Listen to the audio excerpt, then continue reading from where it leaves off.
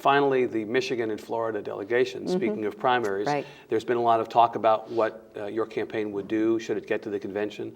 Would you commit today to honoring the agreement made earlier not to seat the Michigan and Florida delegations in the way that had been discussed?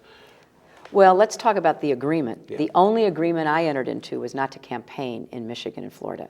It had nothing to do with not seating the delegates.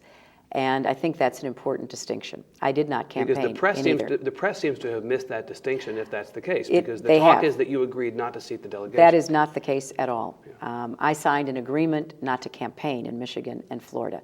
Now, the DNC made the determination that they would not seat the delegates, but I was not party to that.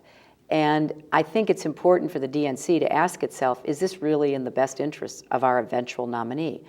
We do not want to be disenfranchising Michigan and Florida. We have to try to carry both of those states. You know, I'd love to carry Texas, but it's usually not in the electoral calculation for the Democratic nominee. Right. Florida and Michigan are. And therefore, the people of those two states disregarded adamantly the DNC's decision that they would not seat the delegates. They came out and voted. Now, if they had been influenced by the DNC, despite the fact there was very little campaigning, if any, they would have stayed home. But they wanted their voices heard. More than 2 million people came out.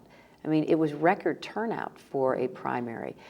And Florida in particular is sensitive to being disenfranchised because of what's happened to them in the last elections. Right. I have said that I would ask my delegates to vote to seat Michigan. So your intention is to press this issue at the convention? Yes, it is. Yes, it is. And you know, it's in large measure because both the voters and the elected officials in Michigan and Florida feel so strongly about this. And you know, Senator Bill Nelson in Florida early on in the process actually sued because you know he thinks this is absurd on its face that 1.7 million Democrats who eventually voted would be just basically you know disregarded. And I agree with him about that.